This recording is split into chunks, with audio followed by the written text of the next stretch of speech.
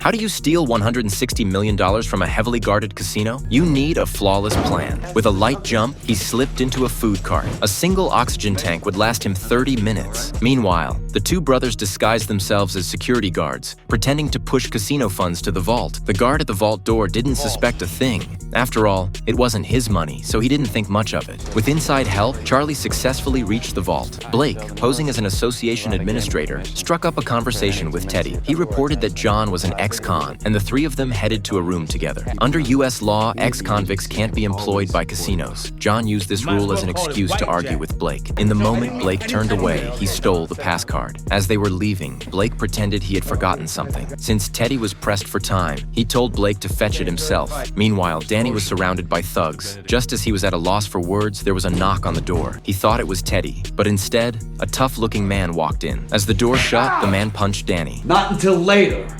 Sorry, Danny, I forgot. It turned out this man was Danny's friend Pete, who was providing a distraction to help with the day's operation. Blake, now holding the pass card, headed toward the vault's elevator. Just as he was spotted by a guard, an old man suddenly collapsed. In the brief moment of confusion, Charlie switched the surveillance feed. Blake and Danny met in the elevator, while Tony slipped into the control room as security called for a doctor. After a long effort, Tony announced the old man's death. Blake and Danny were ready. Now they just needed John to cut the power. John powered up the dirty bomb, then took cover far away. Before triggering it, he even hesitated for a moment, shielding a sensitive spot on his body, worried the device might be radioactive. Then he flipped the switch. The electromagnetic pulse spread instantly, plunging all of Las Vegas into darkness. The casino and the boxing gym were pitch black. Danny and his partner landed steadily on the ground, taking advantage of the disabled infrared sensors. When the power returned, the boxer began his act, provoking a fight that immediately caused chaos in the boxing gym. The casino was even worse. Pandemonium erupted, and countless eager five-star citizens rushed to grab anything they could.